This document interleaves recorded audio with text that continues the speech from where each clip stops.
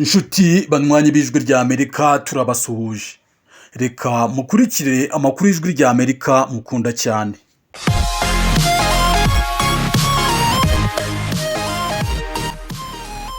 Iyi ni radiyo ijwi rya Amerika. Kuri mikoro muri kumwe na Jeffrey Mutagomba basuhuza kandi nkaba ngiye kubagezaho amakuru muri uyu mwanya. Ingingo z'ingenzi: mu Burundi ibiciro by'imiti ikoreshwa mu kuvura abarwayi birakomeza kwiyongera kandi ikarushaho kubura nk'uko byemezwa n'abadepite baheruka gukorera ingendo mu baturage. Nimba yo muri ifise role ufunguye kugura imiti ireke kugura imiti kuko icyayinjiranamwo na Kamebu kandi bakaja no mu mpari bitewe la fonction publique yo nikurikirane ingene abantu bariko baravugwa. Uyu ni Depite Daniel Geraz Ndabirabe, mukuru w'inteko ishinga amategeko y'u Burundi. Mu Rwanda ikigo cy'igihugu cyita ku buzima RBC kiraburira abaturiye imipaka ibahuza na Repubulika ya Demokarasi ya Kongo gushyiraho ingamba zo kwirinda icyorezo cya kolera mu gihe cy'itumba. Ubwongereza na Amerika biraganira ku ngingo yo kwemerera Ukraine gukoresha intwaro bayiha zishobora kurasa kure cyane mu Burusiya. Naho muri Leta Zunze Ubumwe za Amerika abakozi ba sosiyete ikora indege zo mu bwoko bwa Boeing batangiye imyigaragambyo kuri wa gatanu barasaba ko imishahara yiyongera. Aya makuru n'ayandi ni mu kanya gato ntimujye kure.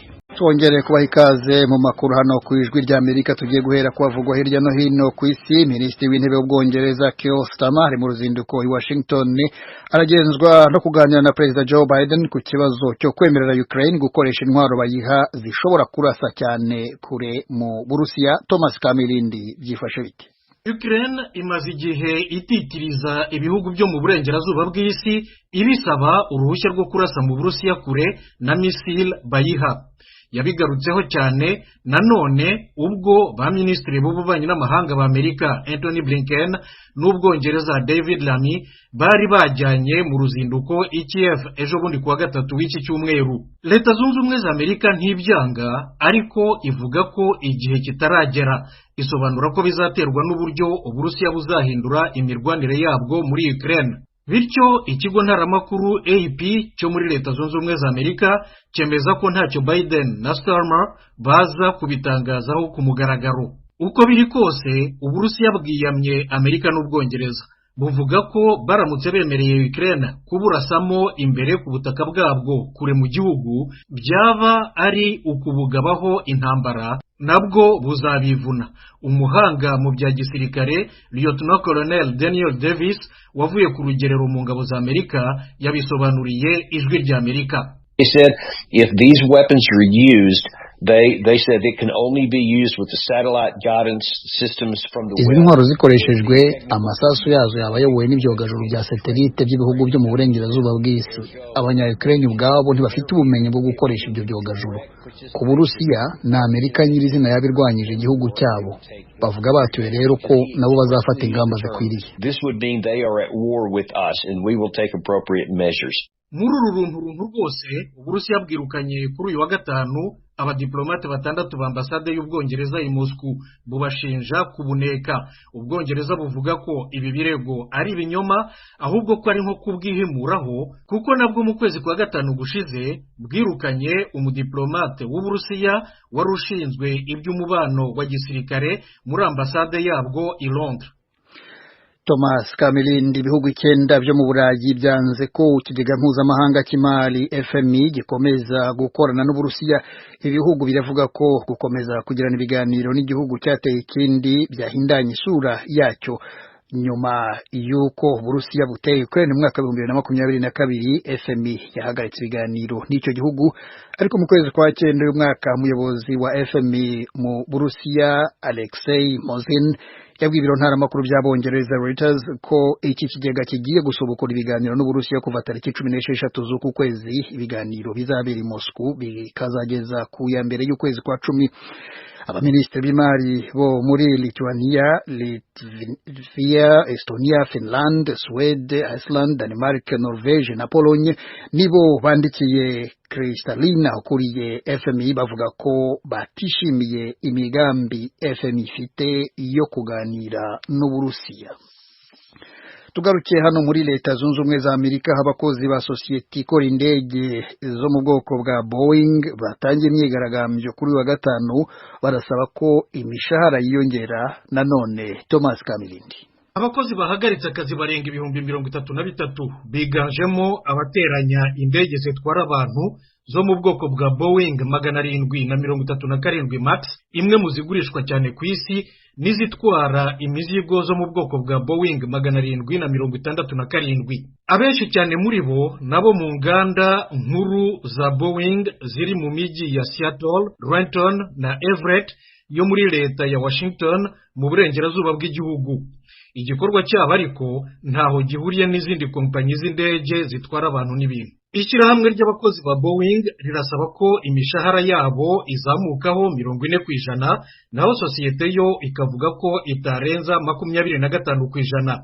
Bityo imyigaragambyo yatangiye 90% bamaze gutora bemeza ko akazi gahagarara. Ubuyobozi bwa Boeing bwasohoye itangazo busobanura ko bwiteguye gushyikirana. Iyi myigaragambyo ibaye ya mbere muri Boeing mu myaka 16 ishize, ariko ije mu gihe kibi kuri Boeing iri mu bibazo by'ingutu mu rwego rw'imari no mu rwego rw'inkurikizi nyinshi z'impanuka z'indege zayo zimaze igihe ziyongera. Byose byatumye muri uyu mwaka inzego z'igihugu zishinzwe umutekano mu by'indege za gisivili zitangira kuyikoraho za anketi.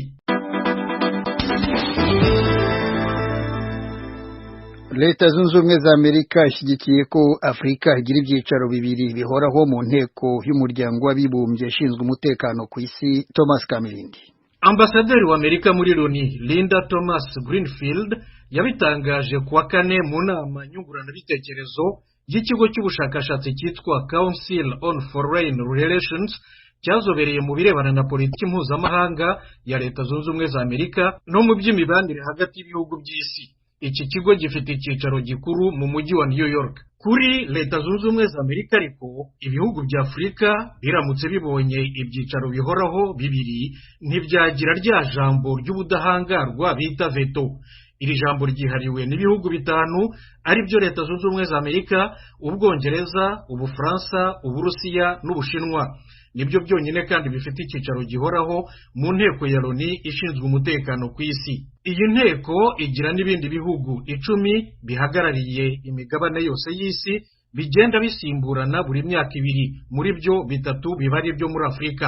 Uretse Afurika hari n'ibindi bihugu nabyo bisaba icyicaro gihoraho, ni nk'Ubuhinde, Ubuyapani n'Ubudage n'ibindi byo muri Amerika y'Epfo no mu birwa bya Caraïbes. Loni igizwe n'ibihugu 193 by'abanyamuryango. Inama rusange yabyo imaze imyaka irenga 10 ihora yiga buri mwaka umushinga wo kuvugurura akanama k'umuryango w'abibumbye gashinzwe umutekano ku isi, ari narwo rwego rwawo rukomeye kurusha izindi, ariko kugeza ubu byarananiranye. Mu karere k'ibiyaga bigari duhere mu Rwanda, w'ikigo cy'igihugu cyita ku buzima RBC kiburira uduce dukora ku mipaka ihuza icyo gihugu na Repubulika ya Demokarasi ya Kongo mu ntara y'Uburengerazuba gushyiraho ingamba zo kwirinda icyorezo cya kolera mu gihe cy'itumba. Gloria Tuyishime, byifashe biti. Uyu muburo ukubiye mu ibaruwa ikigo cy'igihugu cy'ubuzima RBC cyandikiye Minisiteri y'Ubutegetsi bw'igihugu gisaba ko hatangira ubukangurambaga ku kwirinda indwara ya kolera mu duce twegereye imipaka mu ntara y'Uburengerazuba, by'umwihariko muri iki gihe igihugu cyinjiye mu gihe cy'imvura. Mu ngamba zikubiye mu ibaruwa ya RBC harimo kuba abaturage bagomba gukoresha amazi meza cyane cyane mu duce dufite ibyago byinshi byo kwandura, kwimakaza isuku ku rwego rw'umudugudu hagenzurwa ubwiherero busukuye ndetse buboneye, gukangurira abaturage gutegura amafunguro asukuye no kumena imyanda mu ngarani ziboneye. Gusa bamwe mu baturage bo mu karere ka Rubavu mu murenge wa Kanzenze mu kagari ka Nyaruteme mu mudugudu wa Kaberi bavuga ko nta bwiherero bafite, ahanini kubera mikoro make ndetse n'imiterere y'aho batuye harangwa n'amabuye menshi bakunze kwita amakoro agorana cyane mu gihe cyo gucukura ubwiherero. Uyu ni Mukamana Liberata ufite umuturanyi we udafite ubwiherero kubera mikoro make. Twasanze uyu umuturanyi we adahari. Nda mugabo afite rega niwe uri mu nzu n'umukobwa umwe. Ubwo rero uwo mukobwa ndaho yashobora kubaka ubwiherero, ndaho bamwubakiye. Yarabukwiye kuko yabona afite imbaraga zo kwiyubakira abe yarabwubatse, ajaga aho izindi wese ziri, ajaga mu bwiherero bumwegereye. Abaturage batuye muri aka gace bemeza ko kubera ubwiherero butaboneye biteza indwara zituruka ku mwanda. Ikibazo kiri kuri nyiri wese, kuko ayikoze wese yaba neza. Nta bakunda kuhaja, baba bafite ibyo byobo bidapfutse ariko babijamo. Nta ngo ku gasozi kuko amasazi aratuma agatumuka agatera indwara, ntabwo bikwiye. Nyiragasoko nawe ni umukecuru uri mu kigero cy'imyaka 60, afite ubwiherero buto cyane. Oya ni ubushobozi buke, nongeye ko ndimo na mu nzu ngiye nyine ko nabonaga ndaho naje kwiherera ngatereza bakakanzinga zingira si none waje kunyamukwa abandi 2 3 4. Ni nabonye ntabishoboye kuja mu murimo gw'abandi cyangwa je mu kwanje kandi ari mu murimo ari mu myaka. Nagatereje ngamo barakazinga bakagira nk'urubo. Ariko nanjagamo none sinihishemo bambona. Ngo nuko ari gato hari. Icyakora aba baturage bakemeza bose ko atari kuba babuze ubushobozi bwo kubaka ubwiherero, ahubwo bamwe muri bo babiterwa n'imyumvire yabo mike ukwimakaza isuku. Muresi umuntu abagigaragara mu nduru bakazana ni bakavuga ati njewe ndago ndirwa ndi kuyakubaka amawese ati leta izanyubakira. Leta yamuhereza ibati akumva ko yagira utego yakubaka y'ibiti y'ibyatsi mbere kuriye. Umuyobozi w'akarere ka Rubavu Murindwa Prosper kuri iki kibazo avuga ko muri gahunda ya leta hateganyijwe kubakira abatishoboye ubwiherero buboneye. Karana gace k'amakoro usanga abaturage rimwe na rimwe kubaka bibagora kubaka ubwiherero, ariyo mpamvu abafite amikoro make tuzanamo imiganda idasanzwe kugira ngo abaturage bagenzi babo babafashe kuyubaka, hanyuma abafite ubushobozi tukabategeka kuyubaka mu gihe gitoya. Ku rundi ruhande umuyobozi w'intara y'Uburengerazuba Dushimimana Lambert atangaza ko uretse muri iki gihe cy'itumba ikigo cy'igihugu cy'ubuzima cyatanze impuruza isuku yagakwiye kwimakazwa igihe cyose. Gitangaza ko imirenge igomba kwitabwaho iri mu turere 6 turimo Nkombo, Nkanka, Nkungu, Giheke, Gihundwe, Mururu, Bweyeye na Bugarama mu karere ka Rusizi. Mu karere ka Nyamasheke harimo Kanjongo, Mahembe, Kirimbi, Macuba na Gihombo. Mu karere ka Rutsiro harimo Kivumu, Mushubati, Gihango, Musasa, Boneza na Kigeyo. Naho mu karere ka Rubavu harimo Cyanzarwe ahazwi nka Busigari, Nyamyumba, Gisenyi na Kanamba. Mu karere ka Karongi ho harimo Gishyita, Mubuga, Bwishyura na Rubengera, mu gihe mu karere ka Ngororero harimo umurenge wa Kivumu gusa. Icyorezo cya kolera kiganje cyane mu gihugu cya Repubulika ya Demokarasi ya Kongo mu karere, ndetse kenshi gikunze guhitana abatari bake mu gihe cy'imvura. Gloria Tuyishime, Ijwi rya Amerika mu karere ka Rubavu. Gloria tuyishime tugushimire utuvana aho ngaho Rubavu tujyana mu Burundi aho ibiciro by'imiti ikoreshwa mu kuvura abarwayi bikomeza kwiyongera kandi karushaho kubura nk'uko byemezwa na bamwe mu badepite b'icyo gihugu. Minisiteri y'ubuzima muri icyo gihugu iravuga ko irimo gushakira ikibazo umuti. Thierry Ndayishimiye byifashe biti. Ikibazo cy'iduga ry'ibiciro no kubura kw'imiti yo kuvura abagwayi mu Burundi kimaze igihe kivugwa, aho n'abakoresha ikarita yo kwivuriza ko ariyo mutuelle de la santé mu gifaransa bariha amafaranga menshi nk'uko bagiye babivuga mu bihe bitandukanye. Ibyo nivyo byahagurukije abashinga amateka bagize komisiyo ihoraho ijejwe by'imibano n'agateka kazi na muntu baja kuraba uko ico kibazo cifashe mu ntara no mu turere dutandukanye tw'ubuvuzi mu gihugu hose. Abo bashinga amateka basanze ishirahamwe ryo kuvuza abakozi ba leta mutuelle de la santé publique herihanzwe n'ikena ridasanzwe ry'imiti iyibonetse nayo ikabizimbye ku rugero rudasanzwe. Mutuelle de la fonction publique rihanzwe n'ingorane nyamukuru zibiri zikurikira, cyane cyane mu budandaji bwaryo, rimwe na rimwe no mu budandarizo bw'abikorera utwabo. Imiti ishoboye kuboneka nayo usanga izinde cyane. Nyuma yo kubona ivyo bibazo, inama nshingamateka yaciye ihamagaza abarongoye ubushikiranganje bw'amagara y'abantu hamwe nabo mu bushikiranganje bujeje gushigikirana n'agateka kazi na muntu kuri uyu wa kane mu ngoro y'inama nshingamateka kugira ngo bashikirize ikibazo aho kiva n'inyishu zirambye ziriko ziratunganywa. Mu byashikirijwe n'ubwo bushikiranganje bwose harimo uburyo budatunganije neza bwo kugura imiti kugeza ishikiriye abigenerwa ari bo bagwayi, aho usanga ikigo Kamebu cahawe isoko ryo kugura imiti mu Burundi n'ishirahamwe ryo kuvuza abakozi Mutuelle de la Santé Publique hari ibyo badahurizako. Ikibazo nyamukuru akaba ari ukiryo shirahamwe ryo kuvuza abakozi ba leta hari aho ryafata ingingo yo kugura imiti ivura abagwayi kandi bitari mu kazi karyo nk'uko vyerekanywe mu cegeranyo cashikirijwe na komisiyo y'abashingamateka ijejwe gateka kazi na muntu n'imibano. Afatiye kuri ibyo ubutwari inama nshingamateka Honorable Daniel Gerard Ndabirabe yasabye ubushikiranganje bw'amagara y'abantu gutandukanya abagura imiti n'abavuza abantu kuko Mutuelle de la Santé ijejwe kuraba gusa ko abagwayi bayo bavujwe neza ndetse bakanaronka imiti bakeneye. Yashimangiye ko Mutuelle itegerezwa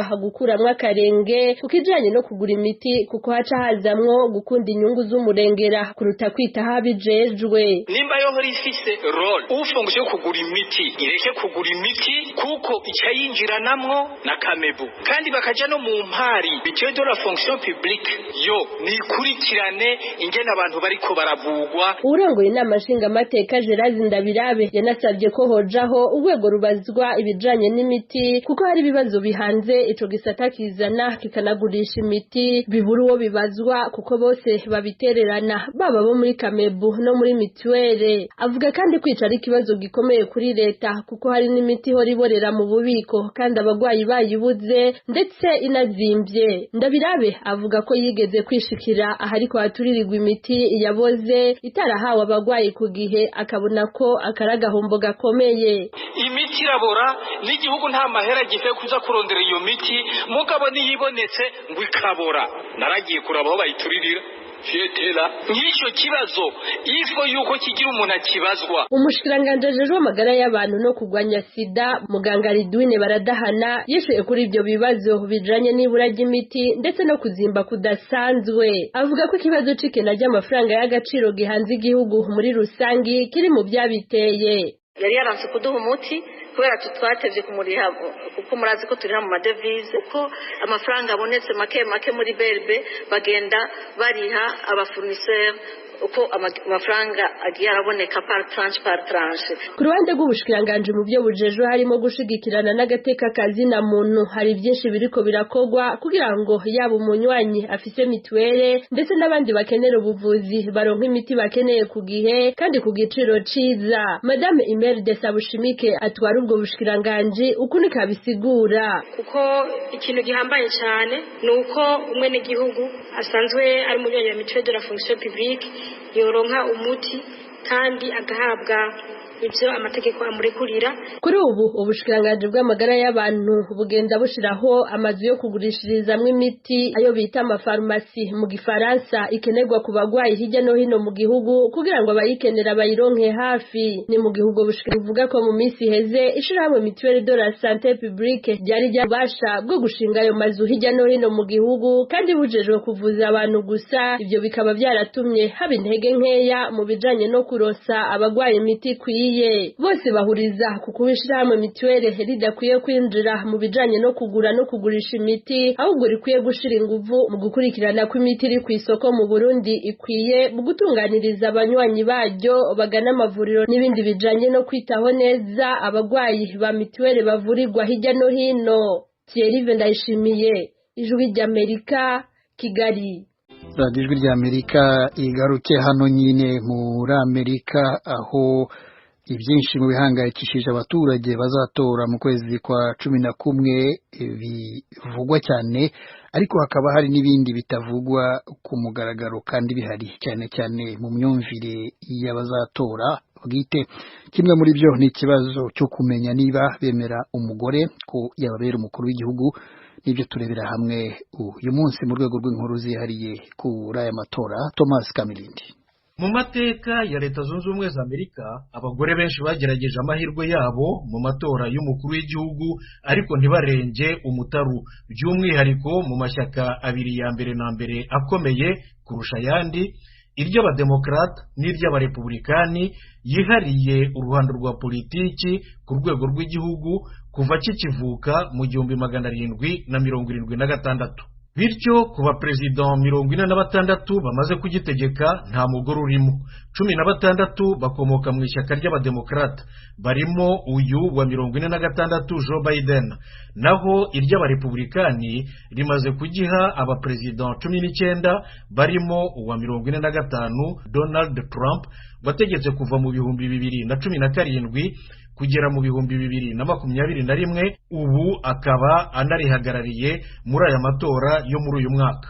Uretse ku mwanya w'umukuru w'igihugu, abademokarata n'abarepublikani ni nabo kandi bihariye inteko ishinga amategeko yo ku rwego rw'igihugu Congress. Andi mashyaka mato mato bakunze kwita amashyaka ya gatatu ni menshi, ariko nta na rimwe rirabasha gutoresha umuyoboke waryo ku mwanya wa perezida wa repubulika cyangwa ku ntebe n'imwe ya depite cyangwa ya senateri bo ku rwego rw'igihugu.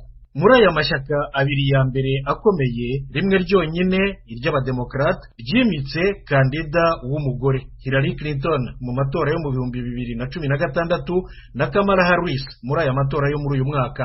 Mu byo Hillary Clinton yashyize imbere mu kwiyamamaza kwe harimo ko yari umugore wa mbere na mbere mu mateka y'igihugu wari ubonye amahirwe menshi yo kuba yakiyobora. Abarepublikani bamureze ko ariyo turufu yashatse gukinisha kugira ngo abone amajwi. None se byaba byaramwangirije? Hari abashakashatsi babikeka. Twavuga nk'abo mu ishuri rikuru ryitwa Union College ryo muri leta ya New York. Basanze mu byatumye Hillary Clinton ataratowe hashobora kuba harimo ko hari abavugaga kubera gusa ko ari umugore ngo si umuntu ugaragara ko yaba koko perezida w'igihugu. Muri aya matora yo muri uyu mwaka, Kamala Harris, umugore wa mbere na mbere vice perezida w'igihugu mu mateka yacyo, we nta na rimwe arashyira imbere ko aho ageze cyangwa se ahisumbuye ashobora kugera ahakesha cyangwa yahakesha ko ari umugore.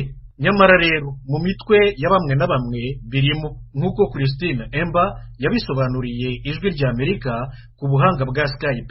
Umutegarugori Emba yazobereye kandi yandika cyane ku bibazo by'abagore muri sosiyete muntu n'iby'ubwuzuzanye hagati y'abagore n'abagabo. The idea that men are in charge and are making the decisions. Bumva ko umugabo ari we mutware muri byose, ko ari we ugomba gufata ibyemezo byose kandi hose, umugabo w'igitinyiro n'icyubahiro, umugabo ufite ububasha bwose ku muryango. A man who has a sort of paternalistic control. Mu bishobora kugira uruhare muri aya matora harimo icyo kintu kimeze nk'ubwoba mu bagabo, cyane cyane muri iki gihe hari inkubiri y'abagore yitwa Me Too, bishatse nko kuvuga ngo nanjye ndiho, iharanira impinduka mu buryo ubutegetsi busaranganywa hagati y'abagore n'abagabo.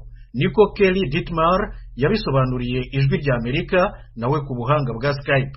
Dittmar ni umuyobozi w'ikigo cy'ubushakashatsi ku bibazo by'abagore muri politiki cyitwa Center for American Women and Politics cyo muri kaminuza Rutgers ya leta ya New Jersey.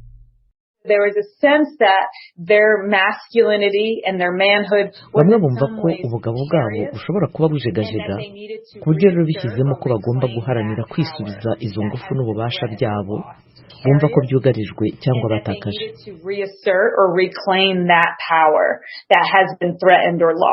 Mu bindi nabyo bishobora kugira uruhare mu mahitamo muri aya matora yo muri uyu mwaka ni impinduka zigaragara mu mabarura y'abaturage. Abazungu nibo bwoko bugifite ubwiganze kurusha ayandi, ariko abatari abazungu nibo barimo biyongera kubarusha. Nabyo bibateye impungenge kandi bishobora kuba intambamyi kuri Kamala Harris. Ijwi ry'Amerika yabisobanuje inzobere mu bya politiki Hank Shenkoff. Izi mpinduka zirimo ziratera ubwoba abazungu b'abagabo.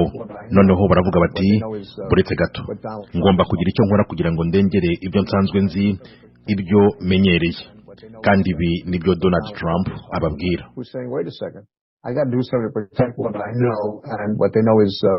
What Donald Trump is talking about. Muri rusange ibipimo bya politiki bisohoka muri iki gihe byerekana ko abagore babogamiye hanini kuri Kamala Harris, naho abagabo babogamiye cyane cyane kuri Trump. Bityo rero abashakashatsi basanga igitsina kuba umwe mu bakandida ari umugore undi ari umugabo nabyo biri mu bizagira uruhare runini muri aya matora. Thomas Kamilindi dusuye muri Republika ya Demokarasi ya Kongo abanyeshuri bahunze intambara muri territoire ya Rucuru yo mu ntara ya Kivu ya ruguru bigira mu nkambi za Mugunga na Kanyarucinya bataka ubukene bwo kubura ibikoresho by'ishuri naho bigira akwiriye. Jimmy Shukran bakomera yarabasuye. Kimwe n'andi mashuri ya leta atandukanye akorera mu ntara y'Kivu ya ruguru, abanyeshuri n'abarimu babo bahunze imirwano mu bice bitandukanye by'igihugu nabo bakomereje ibikorwa by'uburezi mu nkambi zitandukanye nk'uko byari biri mu mugambi wa leta wo kurinda urubyiruko kutishora mu bikorwa byangiza ubuzima bwabo. Ibigo byahunze biturutse mu teritwari za Rucuru na Masisi byose byatangiye kwigishiriza mu nkambi z'impunzi za Kanyarucinya, Bulengo ndetse na Mugunga. Ibi bigo usanga bifite umubare mwinshi w'abarimu n'abanyeshuri cyane ko bigoye kuba umuntu yabitandukanye n'ibindi bigo bisanzwe bikorera mu mujyi wa Goma na teritwari ya Nyiragongo. Ijwi rya Amerika yasuye ikigo cyitwa Complexe Scolaire Uhamisho gifite amashuri yibanze n'ayisumbuye. Abanyeshuri bakigiraho ndetse n'abarimu bose ni impunzi zaturutse mu bice bitandukanye bya teritwari ya Masisi. Iki kigo gifite abanyeshuri hafi 840 nk'uko byemezwa n'ubuyobozi, giherereye mu nkambi ya DGDA ahazwi nka Camp Kisoko muri quartier ya Mugunga muri komine ya Karisimbi mu mujyi wa Goma. Ukihagera icyo itubona bwa mbere n'uburyo iki kigo kitujuje ibisabwa, kutagira ubwiherero n'ibindi byangombwa bikenerwa n'abanyeshuri. Ibindi bigaragarira ijisho ni ubuke bw'intebe kugeza aho usanga abanyeshuri bamwe biga bicaye ku mabuye. Ubuyobozi bw'iki kigo buvuga ko byose biterwa no kuba nta bufasha leta itanga ku bigo byigisha abana b'impunzi. Uyu ni bwana Ntawugirwe Kabishura Pacifique, umuyobozi w'ishuri ry'ibanze ry'iki kigo. Ibibazo duhura nabyo nuko abana batari bahabwa imfashanyo n'imwe. Abana baza kwiga batariye, abana baza kwiga nda myambaro y'amashuri bafite, nda bikoresho, nda makayi, nda makaramu, mbese amashuri dufite tubigishirizamo ni makeya. Ugeze mu mashuri ukareba uburyo bicaye ndandebe. Iki kigo gifite abarimu bagera kuri 28 bose bigisha abana bahunze. Aba baba mu byiciro bitandukanye. Kubera ubwinshi bw'abanyeshuri hari abigisha mu gitondo, abandi mu masaha y'igicamunsi. Aba nabo bavuga ko ubu leta itabaho umushahara w'ibanze bitandukanye n'abandi kubera ko bari mu bihe bidasanzwe by'ubuhunzi. Ibyo bikabatera kwiheba no gucika intege. Abavuganye n'Ijwi rya Amerika bavuga ko kugeza ubu batarabona ibikoresho by'ibanze byabafasha kwigisha neza kimwe n'andi mashuri ya leta. Urabona ko turangije ibyumweru 2 twari turi kwigisha neza, ariko ikibazo dufite ibyumba by'amashuri ni bike cyane. Abana bakaba barimo ari benshi, ukinjira mu cyumba ugasanga harimo abana bageze kuri 80.